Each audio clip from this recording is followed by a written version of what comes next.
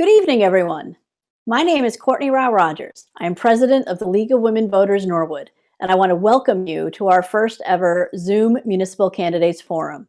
We are pleased to be able to partner with Norwood Community Media to bring you this new version of our signature spring event. And we would like to thank everyone in advance for lending us their time and expertise to provide information about their candidacy and plans for Norwood citizens. In particular, I'd like to thank our Voter Service Committee, led by Sarah Cullen, for all of their advanced work to make this evening run smoothly for all of you. There were definitely additional steps this year in light of the postponement of the election, and we appreciate everyone's flexibility and creativity as we worked together to make this happen. 2020 is the 100th anniversary of both the ratification of the 19th Amendment, which legally enshrined women's right to vote in the US Constitution, as well as the 100th anniversary of the founding of the League itself. In 1920, the original suffragists were engaged in this ratification fight during a worldwide pandemic, the Spanish flu. So it is both ironic and interesting that the modern day incarnation of the League is doing the same. The mission of the League of Women Voters can be summarized in the following phrase: empowering voters, defending democracy. The League's larger vision is a democracy where every person has the desire, the right, the knowledge, and the confidence to participate, as well as a belief in the power of women to create a more perfect democracy. And it is in this spirit of empowering voters that we bring you tonight's program. The Norwood chapter of the League sponsors public forums each year on chosen topics of interest to provide residents with information and opportunities to meet with various officials to make their concerns and questions known. We also sponsor voter registration drives and, of course, tonight's Candidates Night, which for many years has been the centerpiece of our education platform. The League specifically does not endorse candidates for election, but will provide information about candidates to help serve that piece of our mission regarding an educated and informed voting public. You can find detailed information about the candidates running for office and about the Norwood chapter of the League by following us on Facebook and Twitter at League of Women Voters Norwood MA and at our website at www.lwvnorwoodma.org. If anyone is interested in joining the League of Women Voters, please contact the Norwood League via email, lwvnorwoodma@gmail.com. Our format this evening is completely different from other candidates forums we've sponsored. To begin with, we made the decision to focus on the contested Board of Selectmen's race for our live program. Information on the many uncontested races can be found in our voter's guide on our social media channels. Our moderator will explain the format for opening statements and length of time for questions. Candidates are not allowed a back and forth exchange about questions. If they wish to rebut an answer or elaborate, they may take time from their closing statement to do so. The questions are a combination of League-authored questions and questions submitted from the public to our email address. Some questions have been combined as they are similar in nature to each other and have been edited for clarity by members of the Voter Service Committee. You will notice our timekeeper square on your screen. When the candidate has 30 seconds remaining, it will turn yellow, and when time is up, it will display a stop sign. Our moderator also has the ability to remotely mute any speakers in order to keep the evening flowing and everyone within their allotted time. The only participants in the Zoom meeting you are seeing broadcast are myself, the moderator, our timekeeper, the 4 candidates, and Norwood Community Media. At this time, I'd like to introduce our moderator for the evening. Dr. Florence Selden is a longtime member of the League of Women Voters Cape Cod area. She has moderated many candidate forums for towns both on and off the Cape. Dr. Selden is currently the vice chair of the Chatham Finance Committee and served on the Chatham Board of Selectmen from 2009 to 2015, including 2 years as chairperson. Dr. Selden has her doctoral degree in education from the University of Rochester. She was a teacher and educational administrator, including serving as superintendent of schools in Harvard, Massachusetts. At this point, I will turn the meeting over to Dr. Selden.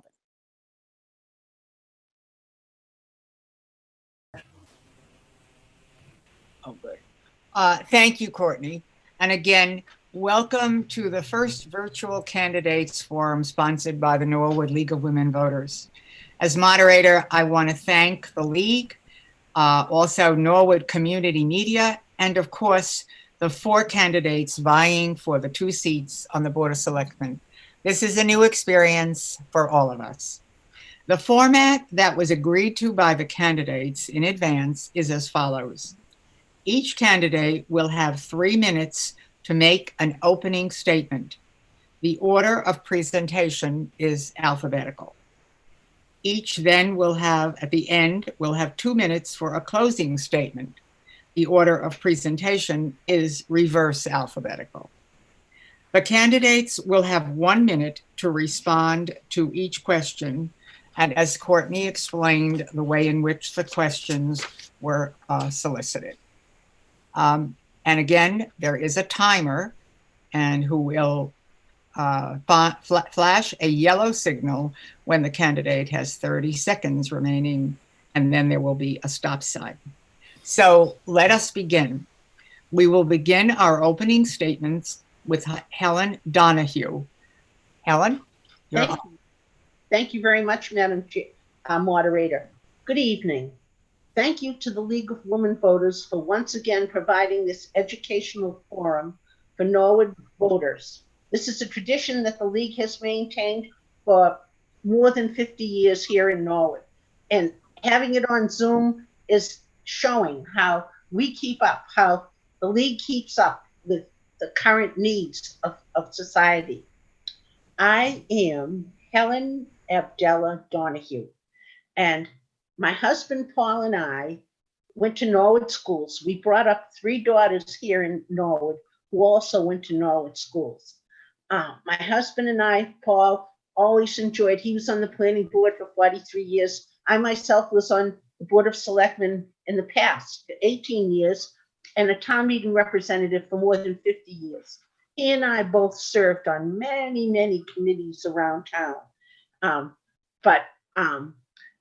Town, and this town of Norwood, who all of us love. What is the town of Norwood? The town of Norwood are the people who live here in the town. That's what makes our town so great. We have a variety of people here. We have people who just came to the United States 2 weeks ago. We have people who've been in the United States since the Daughters of the American Revolution. And so our town, we have people educated, uneducated, and people who want to preserve the quality of life that we have here. How can I help? Well, when I was 12 years old, I started working in a store, and I still work in a store part-time. What has this done for me?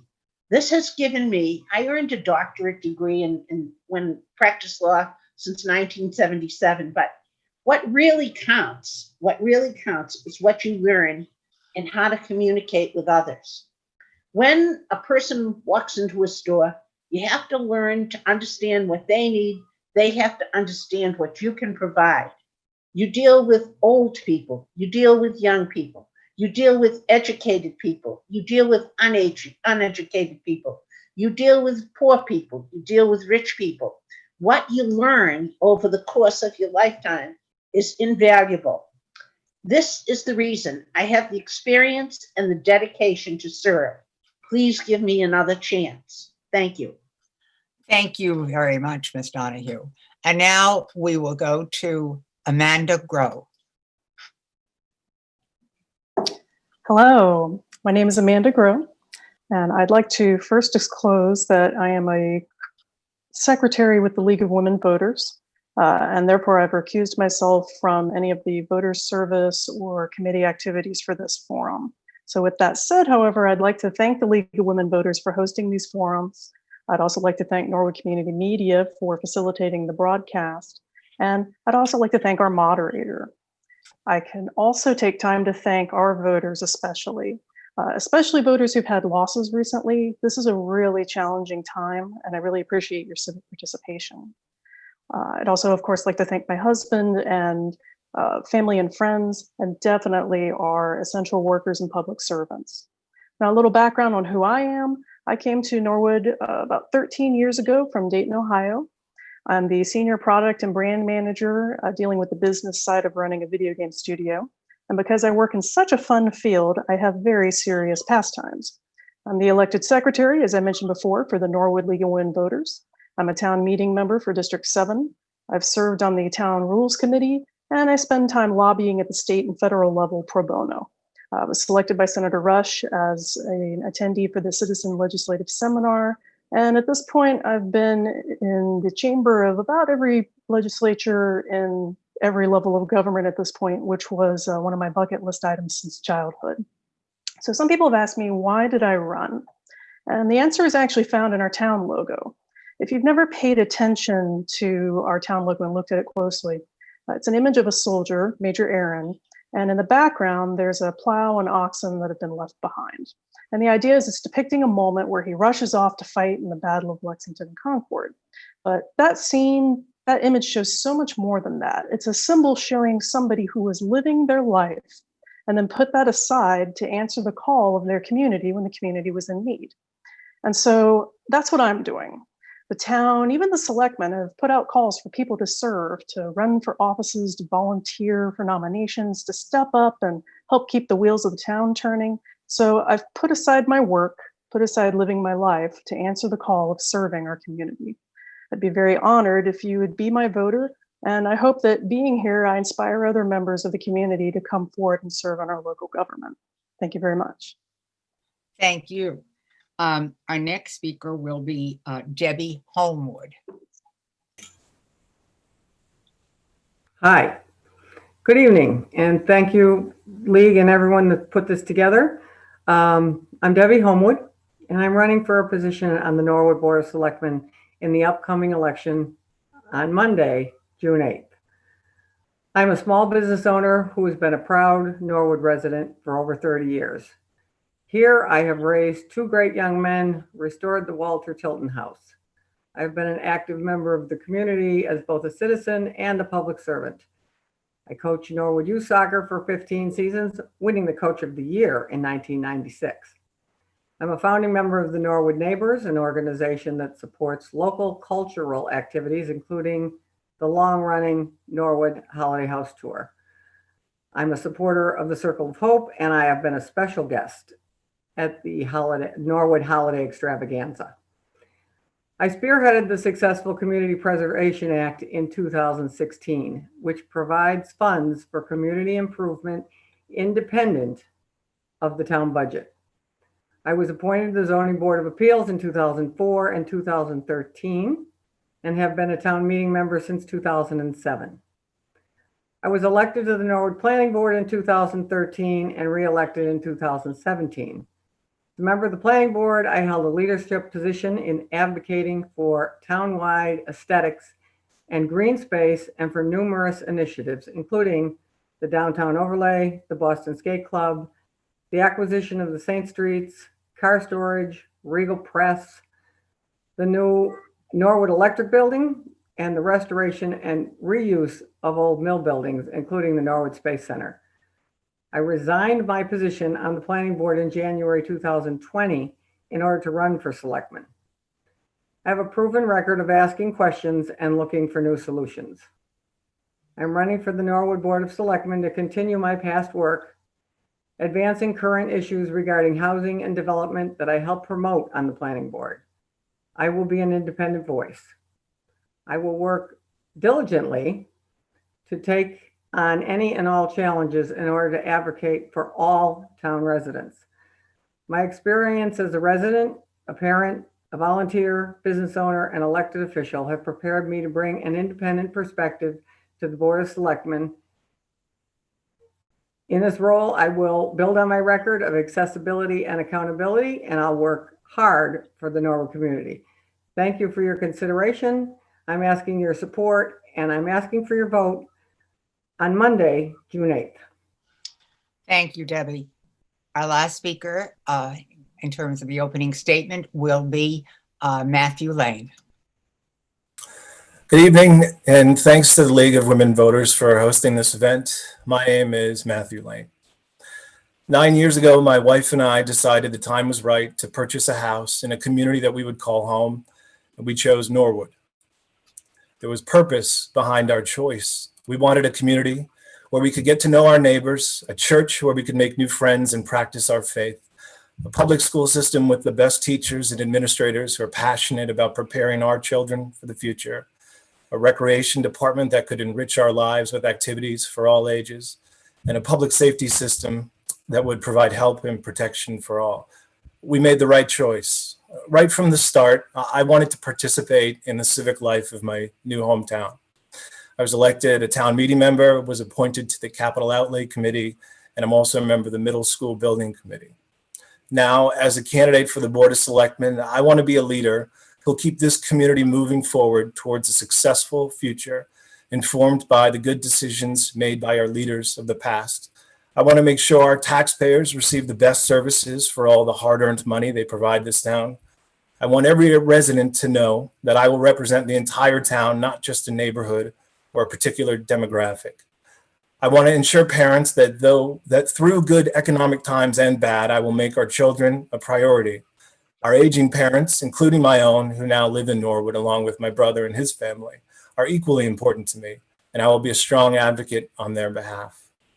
I pride myself on my ability to listen and actually hear what people are saying. I'm a collaborator who values the opinion of all sides of a discussion. I have no preconceived biases or goals other than to be a public servant who wants to keep Norwood on a steady path into the future. That's the reason I chose to live here, and it's the purpose behind my decision to run for elected office. I'm Matt Lane, and I would be most grateful for your vote on Monday, June 8th. Thank you. Thank you, Matt. We will now move to the questions part of the program. As I indicated before, the candidates will have 1 minute to respond to each question, and we will rotate the order of speaking. So for the first question, Norwood has approved the mixed use overlay district for our downtown. What specific steps would you implement to aid the small businesses in town, especially to foster positive development in South Norwood? How would you involve the landlords and property owners in the process?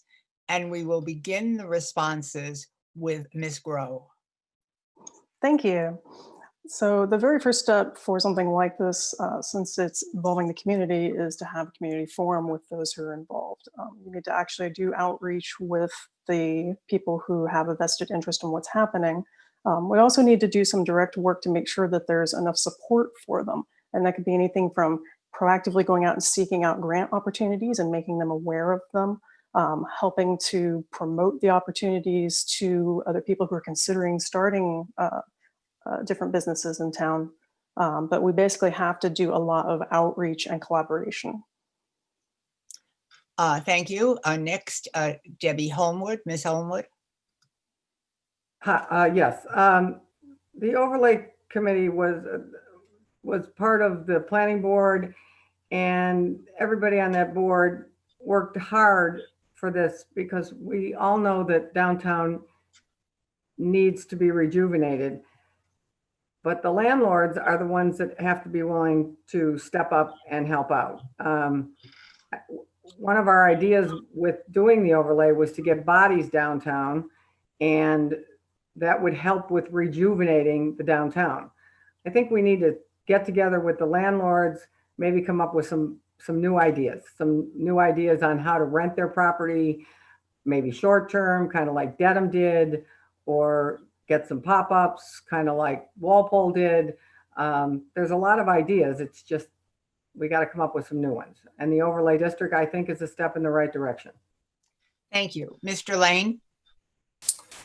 Yes, I was a big supporter of the mixed use overlay district. I think it's a really good idea. I think it incentivizes some needed redevelopment in that particular part of town.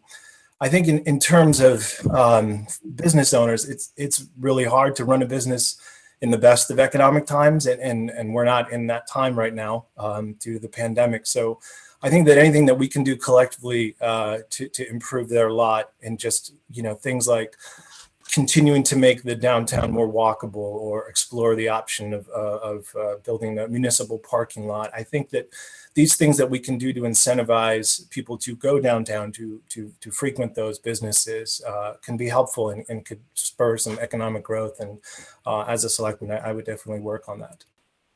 Thank you. Ms. Donahue? Thank you, Madam moderator. This is not a new problem. We started thinking this way before 1983 when we had the Governor Dukakis's downtown improvement initiated here in Norwood by a group of people.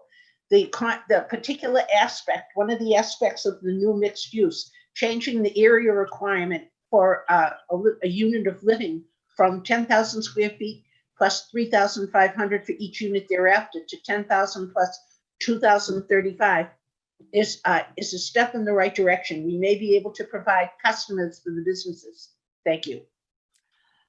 For our second question, Norwood is in the process of combining school and town facilities departments. What steps would you propose as a means for the various town boards to coordinate their efforts and work in conjunction with each other? And we will begin the responses with Ms. Homewood. I think the facilities department is a long time in coming and a very good idea. It's a very complicated question. I'd have to ask a lot of questions of maybe Mr. Ryan and Mr. Riccardi and come up with, I don't even know what the questions are on it. I'll be perfectly honest. I think it's a really good idea that school buildings are public buildings, so they should be part of the public, part of an umbrella of all our buildings. Thank you. Mr. Lane? Thank you. I think the facilities department, the merger is a really good idea. I think the impetus for doing it is efficiency. I think that as a town, we want to be as efficient as we can, and that's the idea behind the department. I think in terms of collaborating and making sure that we're taking the right steps to enact it, things like a time study for people that may be involved with some building management, it could be helpful in a sense that, you truly understand that if the merger would happen, that it would free up departments to be able to focus on perhaps other things and just create efficiencies across the board. Thank you. Ms. Donahue? Thank you. Thank you to the former boards of selectmen who took excellent care of our town meetings. Thank you to Mr. McDonough, who thought of the wonderful idea of writing a list of the priorities of repairs that are needed. That was the first step. Now we're at the best. We have wonderful Mr. Rinaldi, who does a job that he'll be so capable at it, taking care of all of the buildings. And this is what we need. We have to get with it and we have to unify so we don't have waste and repetitiveness. He's doing a great job. We should keep going with it. Thank you. Ms. Grau? Thank you. So for this situation where you have a lot of different groups that need to collaborate together for the end product, what we probably need to do is make sure that we have someone who can be I don't want to say envoy, but a sort of person that can represent the interests of the different stakeholders from the different disciplines, who can come forward and say, well, these are our priorities and how do they match up with some of these other priorities, and getting them to put those next to each other so they can vie where are their efficiencies, where are their redundancies. But we definitely would need to have each of the disciplines represent what they need to be successful, and then how do we make that work in the combined effort. Thank you. We'll now move to our third question. What would you suggest to improve communication with all the town's residents, particularly in regards to outreach to our English learning residents and revisions to the town's website? And we'll start the questioning with the responses, with Mr. Lane. Thank you. I think that the town's really making some good progress in this area. Just over the years that I've lived here, specifically the way that the school department sends out messages in multiple languages. A lot of the library's messaging is in multiple languages, and there are other departments that are following suit. I think that's a great trend to keep following on. In terms of the outreach, I think we just always need to be cognizant that our demographics are changing, and that people may be getting information in certain ways that we're not aware of. And so a lot of times, surveys and outreach in terms of phone calls or mailings, you can get some really good information and figure out what's the best way that someone might receive information, and then just try to adapt. But I really do think that the town is making progress on this. Thank you. Ms. Donahue? Thank you. There has never been in the history of the town more communication than there is now. How much more can we do? We have that system where we can make a telephone call to the whole town. Oh, the trash will be postponed. Oh, this or that. That's excellent. We have all of the computers. We have computers for the students. Last summer, the principal of the Balch School was so smart. She knew that there were kids that needed help with American language and reading. She opened up the Balch School in the summer by herself and let the kids who needed help with the reading come to school and have the use of the books. And that was not included in the regular pay. That was all extra. I think we're doing fine. I think we should just continue as we are. Thank you. Ms. Grau? Thank you. So I would love to see a usability pass done on the website.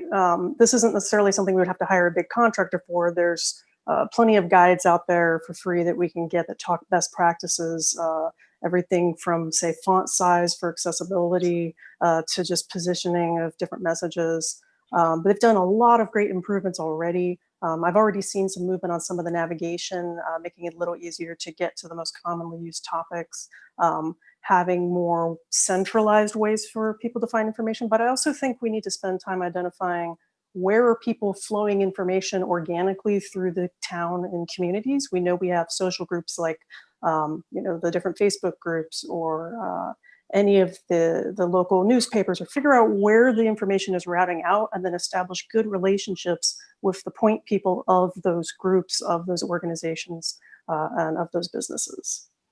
Thank you. And we'll conclude with you, Ms. Homewood. I think that we're doing a good job with, I think Norwood Community Media is great. More people watch it than, I'm shocked at how many people will come up and say, I saw this, I saw that. So I think I'm not the computer generation. I think you've got access to it. I think the town does a very good job of it. I think our local committees and our local sports and the civic and I think Norwood does a good job with that, with getting out information. People can find out things, even if they're not just wanting it on the internet. We have a couple of papers that are good at getting out information. I'd like to see the Board of Selectmen maybe have more people in front of them, maybe once a month, to give presentations on different committees in town. That would give people more information. So I think we've got a lot of information, and I think people pretty much know where to find it. And every group can outreach to their own different groups to help the people that aren't getting it. Thank you. All right, our fourth question. What are some new ways for the town of Norwood to raise revenue? And do you believe raising the commercial tax base should be a part of that plan? And we'll start with you, Ms. Donahue. Thank you. I was going to talk about this in my closing 2 minutes. This is a big problem that we have here in the town. This is an excellent question because we have a real problem here. In a way, it's a good problem. The town values of the houses have gone up so much in the town of Norwood that our real estate taxes on residential have gone up. Now that's a good problem to have, but we can't just put everything on the commercial or the manufacturing. We historically have been a town of a blend, commercial, manufacturing, and residential. That's one of the biggest problems that the selectmen have to work on when we have a rate setting hearing. We have to think a great deal about if we lose commercial business, if we lose manufacturing business, the residences will be hurt worse than they are. So we have to work on this major plan. Thank you. Ms. Grau? Oh, let's see. I need to unmute you. Hold on. No. Okay, there we go. Thank you. There we go. There we go. Technology. Yes. So one way that we can identify more revenue for the town is ensuring that the state is upholding its end of the bargain. For example, if we're not getting the piece that we need for education funding, and then we're trying to foot the bill ourselves, that's not fair. So we need to be very consistent and steady as much as we can. I know that the select role is a volunteer role, but we need to be really proactive on lobbying. And it's going to be really challenging now with the pandemic because we know that a lot of businesses are going to be hurting. A lot of people are coming, from food insecurity, and there's just a lot of upheaval. We might need to reassess whatever plans we thought about putting in place to generate revenue. We might have to reassess how we're going to do that now and decide whether the plan that we thought we were going to do it is actually going to help now that we're in a completely different position since essentially March. Okay, Ms. Homewood, you're next. It's the $64,000 question. Growth is the main way that we raise revenue for the town. I don't think we should penalize the commercial, but growth is what gets you more revenue. Growth in businesses. That's why helping downtown grow and their businesses to get better, they pay more tax revenue that way just because their businesses are growing. That was one of the major points with the downtown overlay, to grow downtown and not just burden the taxpayer with more taxes. I'm going to touch the third rail. You got to be careful of what you spend if you can't just grow. So I believe it's a twofold problem. You have to be careful of your spending and try to grow your economy. It's going to be a challenge because we've been on hold for a while and got to start up the Queen Mary again. But that was one of the major situations with an overlay committee. Get more people downtown, which brings more bodies, which brings more revenue. And we. Thank you. Mr. Lane? Thank you. This is a tough one. As much as we'd like to increase revenue, the reality of it is that, we're making budget projections for next year under the assumption that we'll have less revenue just because of the pandemic. So I think that's going to be a tough one. What we can do, I think, to be proactive is continue to make Norwood a place where people want to come. A company like Moderna has established itself here and is doing work and generating revenue through building permit fees and things like that. I believe last month the town took in about $65,000 in building permit fees. And so, continuing to make this a place where people want to invest in is a good start, but to generate new sources of revenue, it's going to be a real challenge. Thank you. This next is a two-part question. It's about energy. And so we're going to give you 2 minutes to answer. I'll read both parts. If you want me to repeat any part of it, just let me know and I will do that. Okay, so the question is, and you'll have 2 minutes. As a member of the Board of Selectmen, you would also be a member of the Norwood Light Board. Right now, only 15% of the energy Norwood uses is renewable energy. So, would you be in favor of Norwood increasing its renewable energy portfolio? And the second part of the question, the state of Massachusetts has a clean energy standard, but Norwood is not required by law to be part of that standard. Would you favor our town joining this effort? And we will start with Ms. Grau. Thank you. I would say I'm going to start with the second part of the question, which is as long as the standards that have been set by the state have been set with great peer-reviewed research, I'd be fine to join in with that effort, even though we're not required to. Not being required to means that protects some of our interests if there's some aspect of it that we just can't pull off either from our size or lack of manpower. So I would be in favor of it. In terms of our portfolio, I would love to see our portfolio increased in renewables. You have to be careful because some renewables, you have to really pay attention to whether it's truly renewable or whether it's been sort of greenwashed to sound renewable. For example, not all solar is created equal. You can have a solar farm that's photovoltaic, or you can have sort of refracted light farms that actually have to be supplemented with some natural gas in order to keep them working. So I would love to see us explore these options because they're getting cheaper, right? Why keep paying for expensive energy if we can find it cheaper? And I like keeping that in the town. You know, why should we have outside businesses coming in when our residents can get power locally, like from really great teams? Okay, thank you. Ms. Homewood? In favor of environmentally friendly ideas. I would have to check with the light department. I don't know why we only have 15% of renewable. It would be a question I'd go out and get some information on. I'm always in favor of renewable energy and more revenue toward the town. The effort to, what was the second one going to? Second one says, is the state of Massachusetts has a clean energy standard, but Norwood is not required by law to be part of that standard. Would you favor our town joining this effort? I favor getting the information, seeing what it entails and what are the,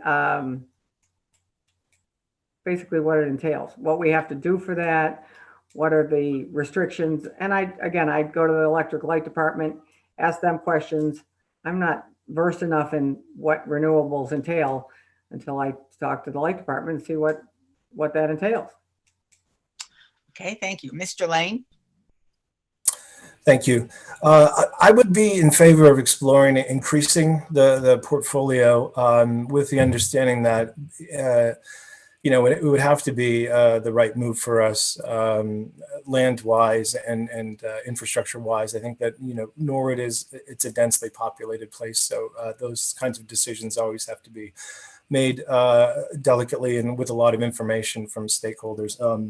In terms of the clean energy standard, I have to admit I am not the most well-versed in this area, but like Ms. Homewood stated, I would be very interested in exploring, you know, the information within, and if people in the town and other departments and the light department, if people thought it was a good idea and a good investment, I'm always for, you know, being forward-thinking with the way that we operate. Thank you. And Ms. Donahue? Thank you, Madam Moderator. Oh, wait a minute. I haven't got you unmuted. Just pursued. Yeah, there you go. Sorry. Are you ready? You're good. Yeah. Okay, thank you. The town of Norwood already is involved with renewable energy, and the amount that we have is probably more than the other town-owned electric light companies in the Commonwealth. This started a long time ago with Malcolm McDonald, who was the superintendent of the light department, and James Collins has continued with it. They research, they find out which companies are good, which ones are worthwhile to get involved in. I think we have companies in Maine, we have companies in different places, and we're working on that already. In regard to the clean energy, that's another thing the town of Norwood Light Department has been working on for years. That whole new building that we just did on University Ave, that was all a clean project. When we do things around here now, the public works yard, when we did the fire station, they strive. The light department has strict criteria that are imposed to try and make everything as clean as possible. This is already being done here in our town. We should be proud of our efforts. And we should be proud of the fact that the Norwood Light Department does such a great job. The lights go out down Cape Cod, they're out for 2 weeks if there's a bad storm. The lights go out in Norwood, they're back on in an hour. So we're doing fine. We've got clean energy. Oh, one more thing. In the summertime, they even get these particular other generators and they put them in temporarily down by the pumping station to offset the flow of the requirements when people are using their air conditioners. We're already doing that. And this is a couple of years that it's being done. Thank you. Thank you. Our next question. give an example of a time you're involved in conflict resolution and tell us what you did to resolve the situation. What steps are you prepared to take to distance yourself from any actual or apparent conflicts of interest? And we'll start with Mr. Lane. Sure. An example of what I took the question to be sort of mediation of a conflict. In my work, I'm often working on certain projects with a lot of different stakeholders, with contractors, architects, project managers, subcontractors, financial institutions, and I think that I pride myself on being a collaborator and a listener, and I think those two skill sets are helpful in situations where you need to get to a resolution, but not everyone might be on the same page to begin with. In terms of having a conflict of interest in something, I don't believe I would in any situation that comes to mind, but I think leaning on something like town council, if you have doubts, and just getting some clarity on a situation that you may not be 100% sure of is always a smart move. Thank you, Mr. Lane. Ms. Homewood, we'll go to you. Okay, was the question on resolving conflicts? Yes, give an example of a time you were involved in conflict resolution and tell us what you did to resolve the situation and what steps are you prepared to take to distance yourself from any actual or apparent conflicts of interest. Well, I look at those as two completely different questions. Conflict resolution, if I didn't agree with somebody, whether it was on a board or my kids, I try to listen and come up with solutions. And I think we can disagree without being disagreeable. As for the conflict of interest, that's not anything that I would have a problem with. I have no conflict of interest, period. Okay. Thank you. Ms. Grau, you're next. Thank you. Conflict resolution, I deal with that a lot on my job since I lead a team of multiple sub-teams that all have completely different tasks and job roles. And so conflicts will arise when we have workers that have different communication styles, especially.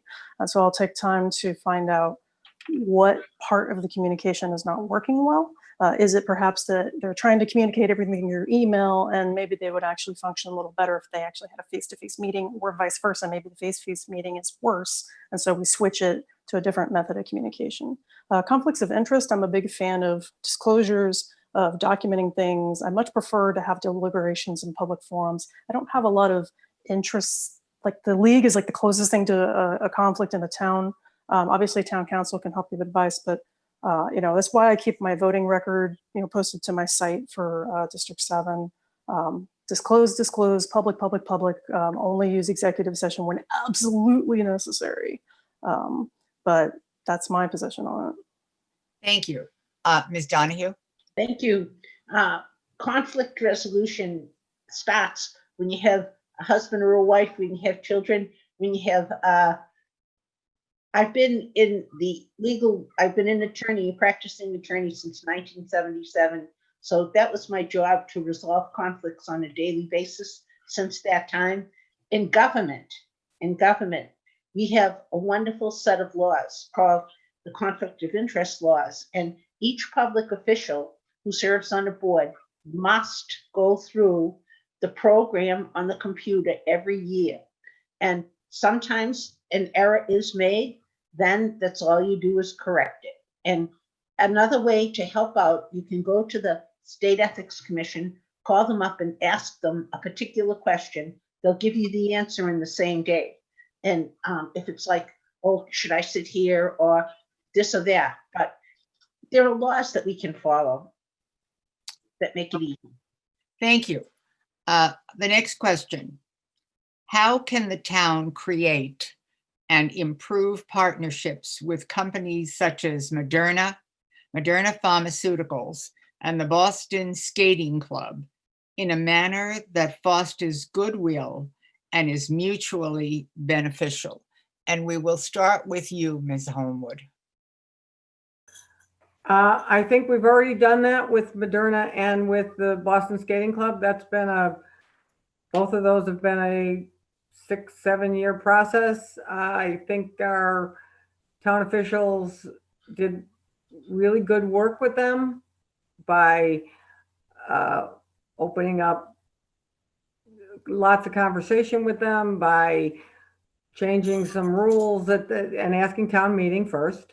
But I think being an ambassador for the town, for whatever elected position you're in, is a good thing. Going out and seeing what other towns do, working in different towns. I work in a lot of different towns, and coming back with those ideas, whether it's an abutting town or a town further away. But I think that we have been working on Moderna and the Boston skating rink. I know we have for 6 or 7 years. And that was a lot of work, and they did a good job on it. It's not done yet, but it will bring revenue to the town. It'll bring bodies to the town. It'll bring. Please end. Oh, okay. Ms. Grau, you're next. On one hand, we need to be good about showing off what Norwood has to offer for the businesses and for the organizations to highlight, because Norwood has a lot to offer. And on the other hand, we need to make that transition easier for them by ensuring that we have good buy-in from the community. The last thing you want to do is tout yourself as a great place to bring your business, and then you're trying to bring in your business and the town is pushing back, the residents.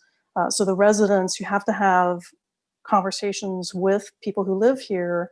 And in some cases, maybe they at first won't like it, but if you show them what the business is about, help them understand it, they might actually be really excited for it. It just depends on what's happening. But you always have to have buy-in from the residents, and you also have to do a good job of showing off what can the business get from coming to this place. Thank you. Ms. Donahue? Thank you, Madam. What we have to do in agreements between the town and businesses, each side has to keep their end of the bargain. We provide good tax rate, we provide good electric rate, we provide good water rate, we welcome industry to the town. If industry comes and if we give them some extras, if they negotiate such that we give them the extras, they have to keep their end of the bargain. I'm very, very, very happy the skating club is here, but we have to finish up. We have to make sure that the Norwood Nuggets gets the hours that we need at the skating rink, and that'll be a good sign of everybody keeping each end of the bargain. Thank you. Mr. Lane? Oh, gotta unmute. Okay. Thank you. I think we have done a good job of attracting business and keeping them here. Specifically, some of the TIF deals that we've offered organizations or companies like Moderna. And those TIF deals generally do work out, which is a good thing. And I think we get the business in return, which is great, and the building permit fees and things like that. I think we still need to make this an attractive place for smaller businesses. I think the skating club and Moderna, those are large companies, Moderna especially. So it's great that they're here, but we also have to continue to do things like make the downtown more walkable, explore the option, the possibility of more municipal parking or a garage. And I think doing those types of things, along with keeping the commercial tax rate generally where it is, because I agree with Mrs. Donahue, I think that we can't really fool around with that too much, because I think we want to keep businesses coming here. And so those are some of the things that I think I would focus on. Thank you. Our next question. The town adopted the Community Preservation Act and has gone through 2 full year cycles. How do you think it has performed? Are the taxpayers getting value? And what could be done to improve the program? And we'll start with you, Ms. Grau. I'm pretty excited about the changes I've already seen. Oftentimes we're getting reports put out in, say, the town meetings on some of the improvements that have happened. I obviously would like to see even more done. I do think they're going to be challenged now because we also have to weigh it against the other needs that we're going to have going on that might distract not physical resources, but just the brain share. People will be brainstorming, how do we generate revenue? How do we help the new situation with the schools? but then we still need to save a part of our mind for community preservation concerns, questions, topics that they need to have us pay attention to make more improvements. So it's going to be a challenge. Thank you. Ms. Donahue. Thank you. Mrs. Homewood was one of the proponents of the community preservation. I have to admit, in the beginning, I was worried about it because I'm very worried about imposing additional taxes upon taxpayers. The selectmen put me on. I've been on for the first 2 years. This committee is one of the best that I have ever been on in my entire life. What we've got done in 2 years, we helped out the chapel up at the cemetery. We provided the funds for the Balch School after over 100 years to have access from the upper level to the lower level for handicapped people. It's going to be built. Instead of the handicapped people going in wheelchairs on the street to get to a ball game, soon the handicapped people will be able to go down a handicap ramp provided by community preservation. We're doing a great job with it. Thank you. Mr. Lane. I have to unmute. Agree with everyone. I think we are doing a great job. I was happy to vote for it when it came up. I think it's great that we're a CPA town. In these uncertain times, I think we just want to be open to potentially using funds for things that might have been affected recently over the past few months. I know that CPA funds can be used towards housing. So, it's hard to make a big dent in rental assistance if a lot of people are hurting, but ideas like that, whereas, we could think of some ways to spend that money. But again, I think the committee is great. I think there are people on there that have really progressive, forward-thinking ideas, and I think that we utilize the funds well, and people can be proud that we're a CPA community. Thank you. And Ms. Homewood. The CPA is doing exceptionally well. It cannot be, the good thing about the climate that we're in is it's not really predicated on what the economy is doing, because the money comes from the registry of deeds. So if real estate completely stops selling or we stop recording things, but the money is specific for specific items. We've got a committee that's holding the purse strings. It's the state mandates what we can and can't use it for, how it can be improved. It's only our first year. We could get a little better with the paperwork, I believe. The projects, I'd like to see more people coming in with projects that aren't just the couple that we see over and over. We're getting great projects. I'd like to see more of the community get involved, because it is everybody's tax dollars and it's your money we're spending. And I'd love to see more people get involved in it, but I'm thrilled that we have it. I think it's been a good thing for the town. Thank you. Next question. What new challenges will Norwood face in the future as a result of the COVID-19 pandemic? And what steps would you take to support the town-wide public health efforts to help us through this pandemic and prevent a more dangerous surge? And we'll start with you, Ms. Donahue. Thank you. Well, first of all, I think that we have done a great job in regards. Sigal Reese and the Board of Health and the town has done a fabulous job during this crisis. And I think that I don't see how anybody could have ever done any more. Mr. Jerry Miller up at the high school with the food pantry, the rest of the town helping out the food pantry. I think that in the future, that we'll just continue on and continue to preserve the health. Thank you. Mr. Lane. Thank you. I think that the town has done a good job in response to the pandemic. I think that communication is really a key thing here. I think that we've made some strategic decisions, which we had to, making sure that all the stakeholders are on the same page, preparing for a potential second wave. I think we want to see what went well, but maybe didn't go so well, and really plan and get information to inform our decisions. And in terms of preparing for the fiscal future, I think that the town manager and the town accountant have done a good job in being conservative with things like expected revenue or state aid next year and the year after. But I think a conservative, smart approach has been helpful here. Thank you. Ms. Homewood. We have to listen to the state. They're telling us what to do, and it comes down to our health department, which I think we're all thrilled to have them. They're working hard, and we just have to do what the state mandates, sends down to towns. We have to do what we're allowed and not allowed to do. I don't have any answers for a pandemic. I really don't. I think about it like I'm sure everybody that's home. I don't have any answers for it except follow the rules of our health department and the state, do our best to help out our neighbors. I think being that we're a pretty tight town, that a lot of people have stepped up, and I think we've come through it pretty well. Thank you. Ms. Grau. So challenges, we're going to have a whole bunch, right? We have already seen a big surge in food insecurity.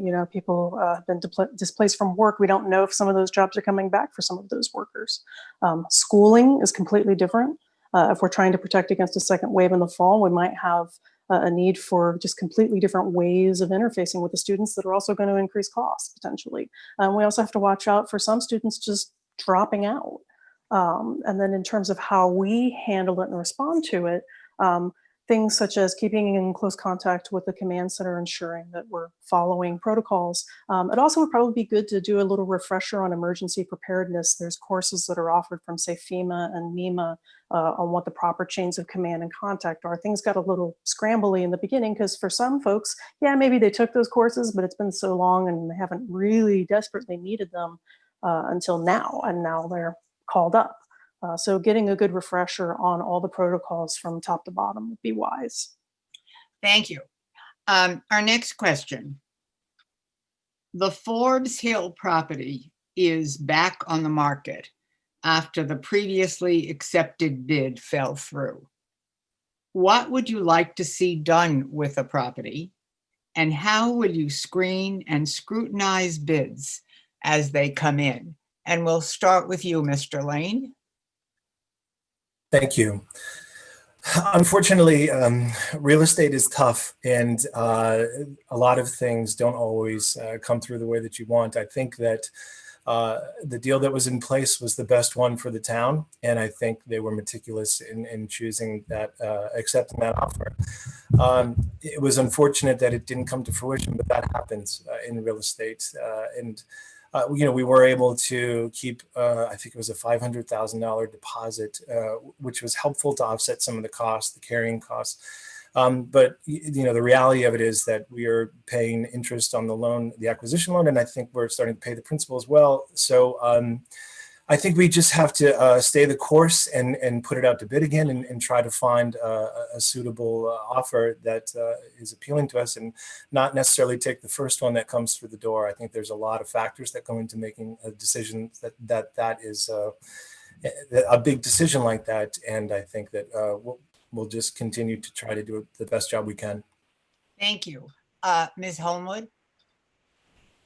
When Forbes Hill came up in front of town meeting, I was in favor of it for a number of reasons, because I wanted the town to be able to control the permitting and land usage, and we have done that. I don't have a crystal ball, so I don't know how this real estate market is going to shake out, even though I've been doing real estate for 33 years. It's going to be a very unusual market. I think we just have to be very cognizant of the caveats that we put in to the bidding process and what we're allowing up there per acre, per how many units per acre, and not just take the first one, which I'm sure they won't do. But it's a difficult process, a really hard one to answer in 2 minutes. There's a lot of tentacles to this one. It's very frustrating, but It's an issue, a long. Ms. Grau. Still mute. Thank you. There Thank you you. go. Sorry. There you go. There you go. It's all right. Forbes Hill is really tough. Now the market and the buyers, it's going to be a completely different landscape now. I thought they were being very meticulous and reasoned in the way they were approaching it, and I agree with Mr. Lane that sometimes these things just fall through. I do think they're putting previously best effort forward to try to secure something that works for us.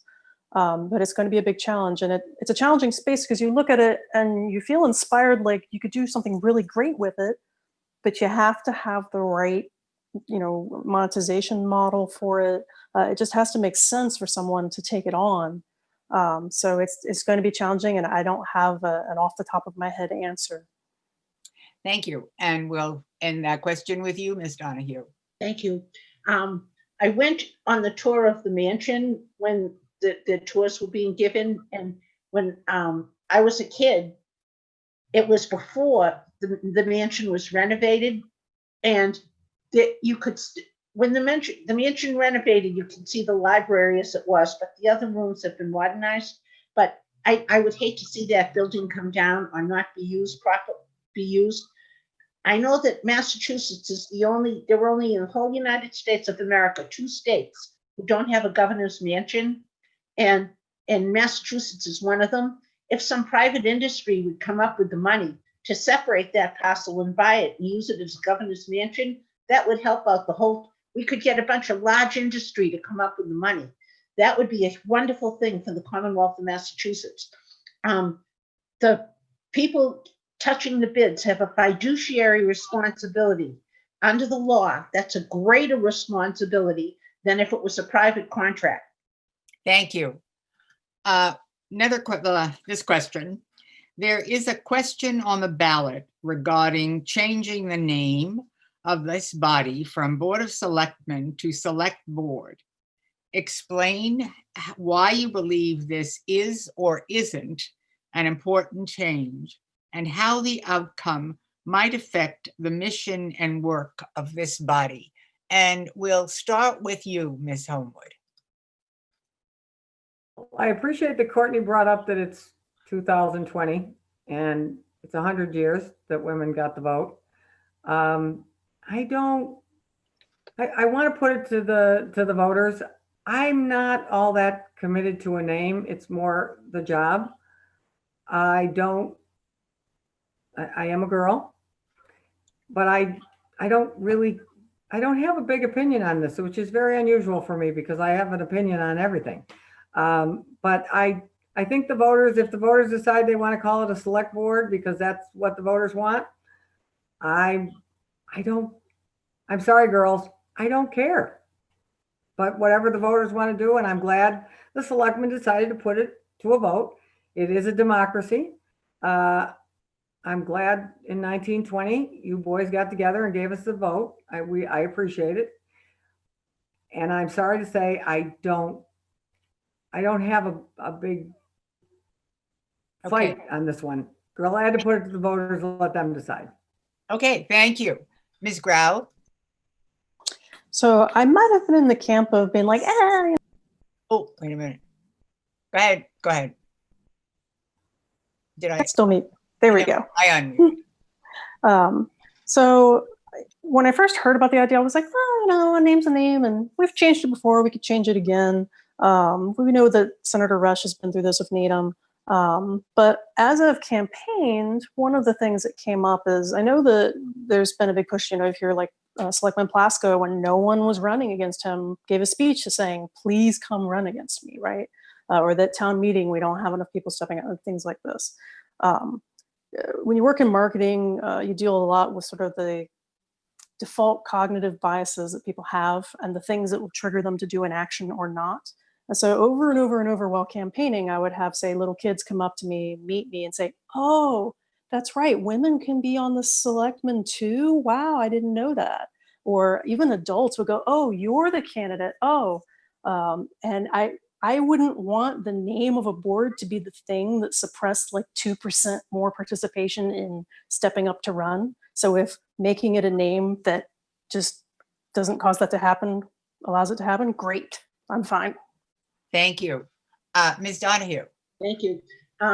I was the first female class president in the history of the town of Norwood. My sister Olga was the first woman selectman in the history of the town of Norwood. She was the second woman president of the Chamber of Commerce. I was the first woman president of the Bar Association of Norfolk County. In 1991, we were the oldest bar association in the United States of America. This year, we have something wonderful here in Norwood. Mr. Lane is the only male candidate. We have 3 women and 1 man. We were talking about this the other day. It's such a switch. I was always the only woman, and now the women are in the majority, and Mr. Lane is carrying on beautifully in the minority. Congratulations. Thank you. And Mr. Lane, that's you. Thank you.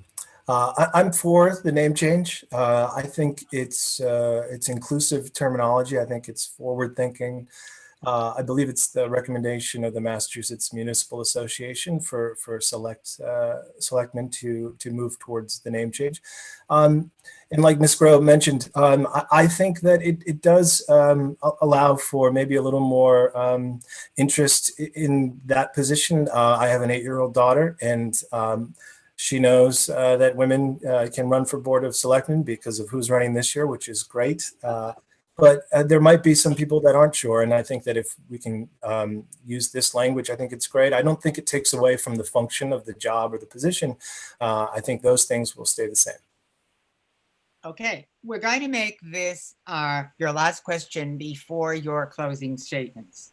So what benefits has the town received as a result of the operational override passed last year? And we'll start with you, Ms. Grau.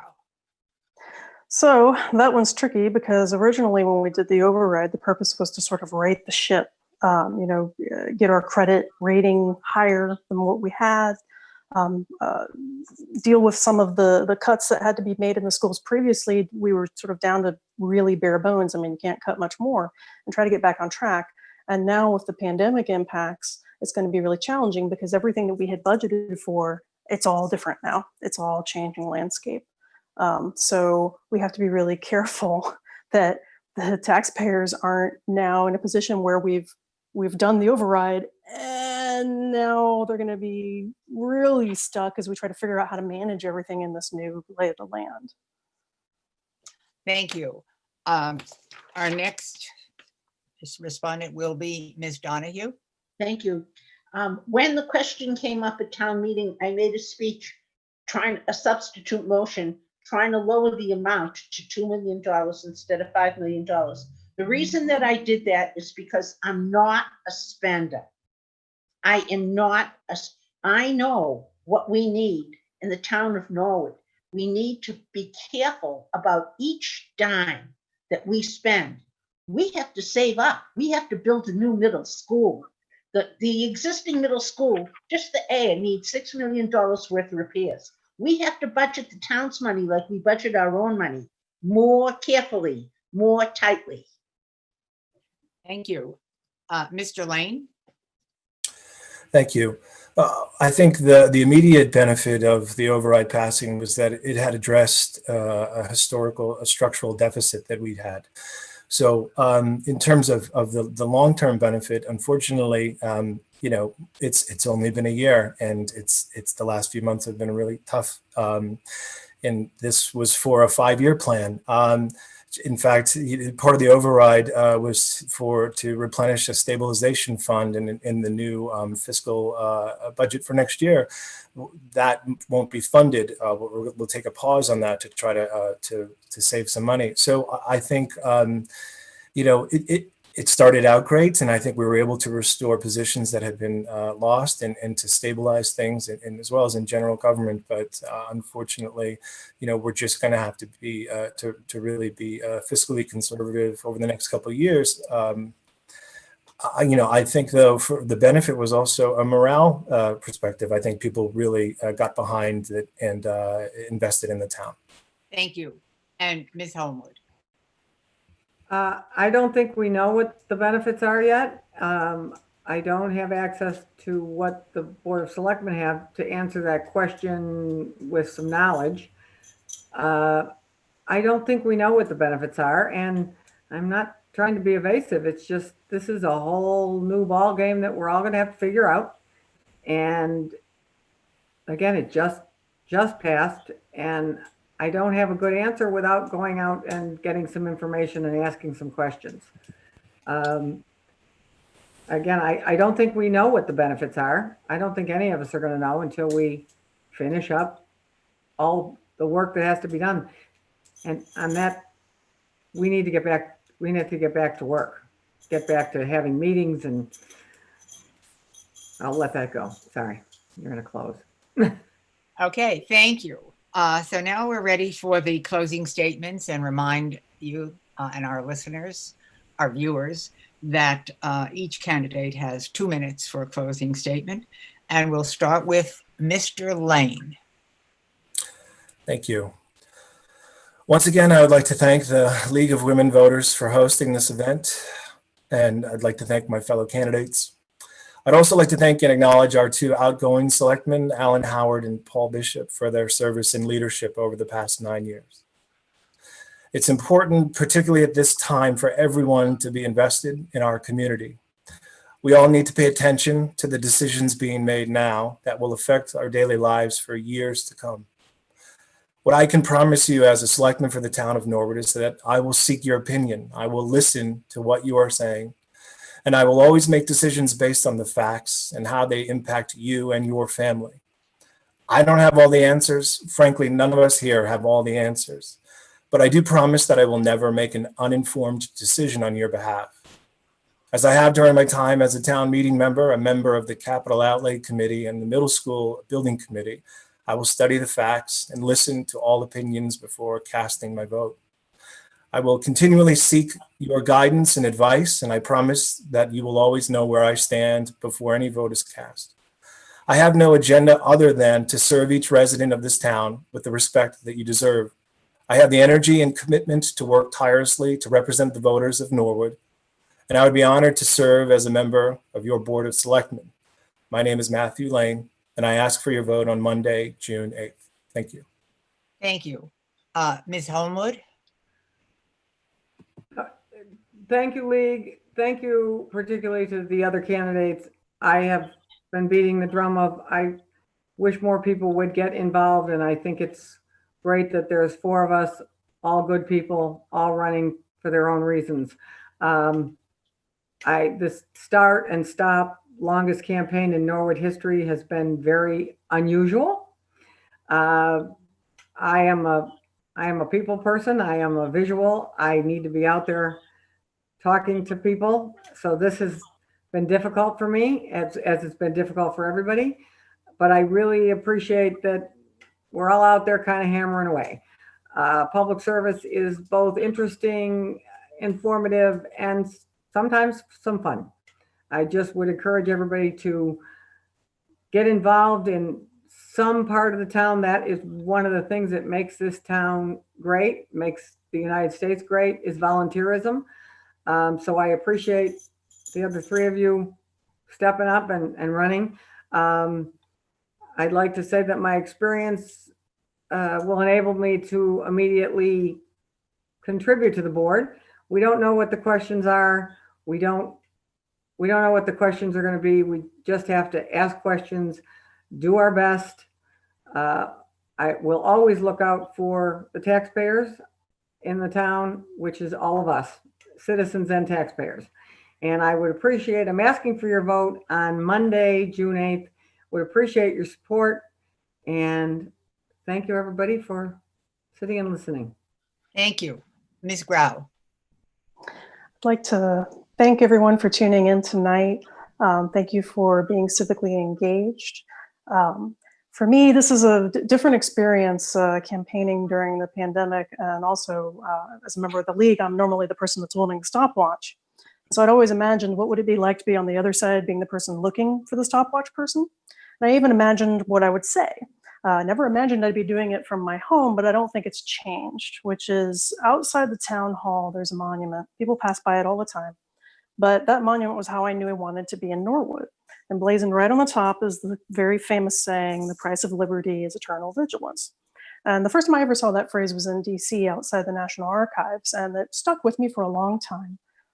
But it's even more true now. It really sunk in as I got older that if you want to enjoy everything that comes with liberty, you have to get involved. That's the cost. You have to take your turn serving. You have to take your time reading reports, and you have to take your moment to be a voter. So I'm asking you to be a voter. Again, I'm nonpartisan. I haven't been enrolled with any political party ever, nor am I currently. I'll serve and protect everyone in the town, no matter who you are.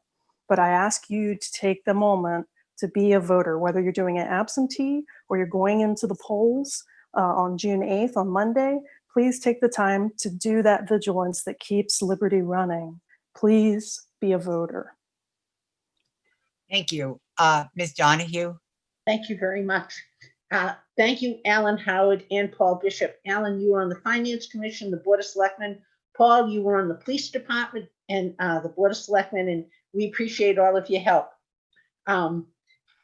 It's so, in the newspaper, it said, I think everyone knows we're putting another $540,000 into the stabilization fund, and we're putting another $700,000 into the override stabilization fund. That's quoting town accountant, Mr. McQuaid. What we have to do, what I want to do here, my part to keep Norwood as a town. I want to keep the beauty, try and help maintain the beauty of the quality of life that we have here in Norwood. I want to make it so that our people can afford to stay in their homes. We have people during this crisis who are paying rent with $5 and $10 bills. And this is America. We have to preserve what we have here. We have to curb spending. Spend wisely, spend carefully. We have to keep the services up for the people who live in the town. This is what I see the job is. And I've done it in the past, and I want to keep doing it now. I'm experienced and I'm dedicated, and I love this town of Norwood, and hope that you'll please give me a vote so that I can go back and keep working for you, the residents of the town of Norwood. Thank you. Couple of comments. The League's mission, as Courtney said at the beginning, is to advocate for the empowerment and education of all voters. So many thanks to the League of Women Voters of Norwood for arranging this forum, but especially to the 4 candidates who have chosen to run for the 2 seats on the Board of Selectmen. There are too many towns in which there are uncontested elections. So you are truly to be congratulated, because you have enabled the voters to be educated about the issues, about your positions, and given them an opportunity to make a choice. It's not easy to run for office, and certainly not in this strange time. But you have enabled the voters, as I've said, the voters in Norwood, to get to know you, to get to know what you believe and how you will serve them. So I thank you especially. And now I'll turn it over to Courtney. And we thank you, Florence, for being with us this evening. I'd like to thank everyone for tuning in tonight, and to thank our candidates and Florence again for a very informative and engaging conversation. To close, I would like to remind you that the municipal election is Monday, June 8th. Polls will be open from 7 a.m. to 8 p.m., and Norwood will be providing PPE at all polling stations for those wishing to vote in person, as well as installing plexiglass shields for the poll workers. They will be cleaning each voting station after use. Additionally, you can still request an absentee ballot from the town clerk's office by 12 p.m. on June 5th, so you've got one more week to do that. Remember, everybody, that voting matters and your vote matters most of all. Thank you so much for tuning in tonight, and have a really pleasant evening.